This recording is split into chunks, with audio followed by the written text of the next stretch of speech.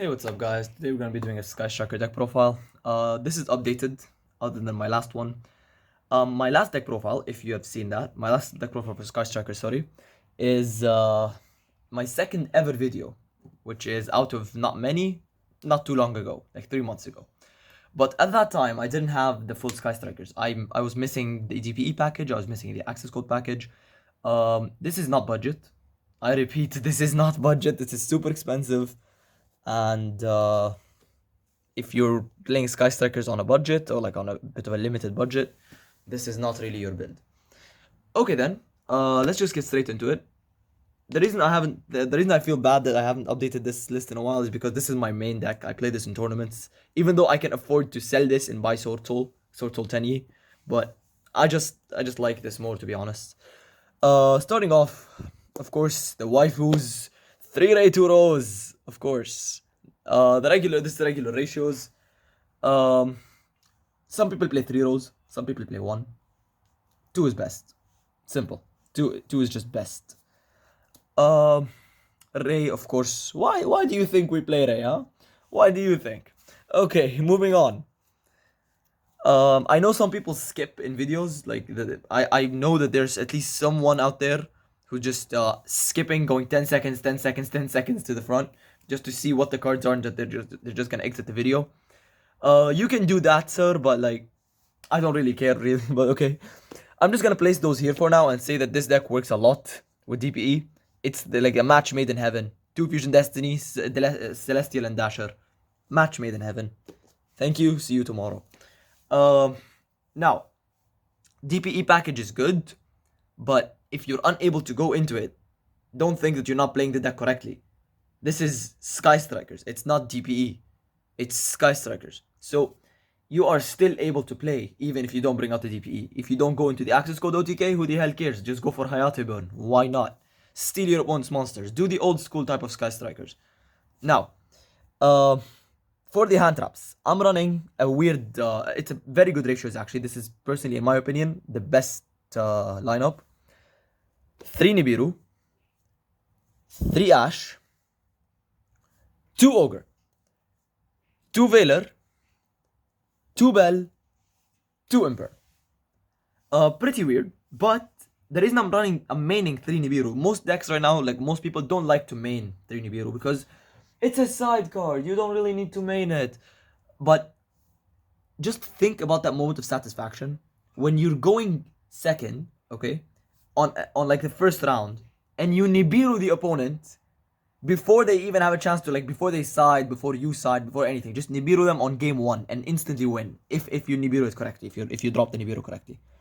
Ash is very good, and right now, like the Kali effect, for example, I'm a big fan of his, and he's just saying that Ash is not the best right now. In my opinion, in this deck specifically, Ash is very good because if you're able to stop some opponent's certain plays. I just realized the camera is a bit tilted. Okay, there we go, that's a bit better. If you're able to stop the opponent's plays, some of the searches, if you like limit their advantage, that would be very, very good. And the best part about Ash is that it's a tuner. You can normal summon Ash, Bell, and Ogre, and Veiler, or you can normal summon them and go for an OTK. So that's really good. Ogre, because in my locals there is a bit of Sword Soul players and a bit of Brave Token players. Those can hit them. But the best part is, Ogre works against every single deck except Sky Strikers. Even then, if the opponent's playing DPE in the Sky Strikers, you can still Ogre them. So, Ogre in general is a very, very good card. I don't really know why this has been ignored for a long time, but Ogre is a really, really good card right now. Veiler, because you want to go for the access code OTK. And you're running 2 Veilers. It's 2 Veilers because let's say you accidentally miss, like let's say you accidentally draw 2, or like you draw 1 and you already used 1. How will you OTK now? It's not very easy, especially if you draw both. Which has happened to me in a game, by the way, and it wasn't. I still won, but like it was a very grindy game. Anyways, moving on. Okay, so if you've noticed that the camera has paused, that's because I had a small technical issue with my device. But anyway, Veiler is a very good hand trap this format. Bell is a very good hand trap this format because Eldritch players are running wild right now. There's a lot of Eldritch. and the most decks move cards from the graveyard. Your graveyard is basically your second hand, so Bell can hit that. And Imperm it's a monster negate, and if you set it, and if the opponent makes a mistake of like activating a really important spell, I had a case once where I won the game. I was only playing one Imperm that time, very very long time ago when I barely got an Imperm, the first Imperm I got. The opponent makes the mistake of activating Gateway of the Six in the same column after I've activated the Imperm. They scoop because they realize that they cannot do anything, and I'll just set up too many negates next turn. Okay, so that's it for the hand traps. We play 14 hand traps. Some players play 15, some play 12, some play 13. You can play whatever you want really. And if these hand traps are too expensive for you, you can always run other stuff. Like there's Meisters. You can run one more Veiler. You can run one more Bell, since Bell is considerably cheap for a hand trap. You can run one more Ogre. And you can remove some of these. I just really need Rebiru right now. It's a very lifesaver card in Yu-Gi-Oh! So that's that. Moving on to the spells. The most important part of the deck. Okay. Why I can't speak right now. 3 Widow Anchor, 2 Shark Cannon, 2 Afterburners, 2 Area Zero, Engage, Multi-Roll, and Hornet Drones. So that's it for your Sky Striker spells lineup. 3 Anchor, that's very basic, very generic. You have to play 3 Anchor. It's the best card, that's the best one of your best spells. And 2 Shark Cannon, simply because Shark Cannon is just, it can banish from grave. Oh, nice Eluber you got there. It would be a shame if someone would just boom. Afterburners. I won a game against Sword Soul Tenny. They ended on a Baron de Fleur because I stopped their combo. They ended on a Baron de Fleur, just one negate. Afterburners, attempting to destroy the Baron. Negates it. I then proceed to get 3 spells in grave, Widow Anchor the Baron, and get an access code out and attack for game. So that was a really, really fun duel because the guy I beat is a very, very strong player in our locals. Big respect to him. Anyway, if he watches this, he knows he knows himself. Anyway, 2 Area Zero. Some people play 1. I was considering cutting 1, but I realized that if I pop my Area Zero, or if I out my own Area Zero, because that's usually what happens, I sometimes need a second one, and it's not worth going through a Kagari just to add Area Zero back. So it's good to have an Area Zero as backup, a second one. Engage because engage, come on guys. And multi-roll because multi-roll, and Hornet Drones is a starter. I'm not even gonna explain those. They're limited for a reason. Okay. Please Konami, bring engage back to 3. Anyway, moving on, there's 2 Mystic Mine, a Terraforming, 1 Desires, and a Rota. These are the spells that are not Sky Striker related. So what these do is simply... 1 second, there's a guy knocking on the door. I need to open the door. I'm sorry for this, guys. 1 sec. And we're back. So, where was I? I used to play 3 Mystic Mine, and I'm proud of it. I'm proud to say that I enjoy suffering. I enjoy my opponent's suffering. 2 Mystic Mines. The only reason you're not playing 3 is because, okay, I used to play technically 4 because I'm playing Terraforming and 3 Mystic Mine. But with the DPE package, you don't need Mystic Mine as much, because most of the time you're going to control 2 monsters. Or like 3 or 4, whatever. Like you might control 3 monsters at the time if you're like really lucky. So Mystic Mine is not the best right now, but here's the thing: you are still playing Sky Strikers, and I've said this before. If you do not bring out the DPE, you can still just activate Mystic Mine, and if the opponent's not maining it out, you can just attack with Hayate for game. That's it. Terraforming to search your Area Zero or Mystic Mine. Rota to search your spells. Rota to search your starters, and Desires as a draw engine. Even when Desires was at 3, like a few months ago, I still played Desires at only 2 copies. Because personally, I don't think Desires would be a very good card in Sky Strikers. It banishes too much, to be honest. And the cost is very steep. Banishes 10 cards. Most of the time, I end up banishing good cards. That's my luck. I don't know about you guys. Anyway, 1 Desires. Make sure to activate the Desires after you've summoned the DPE.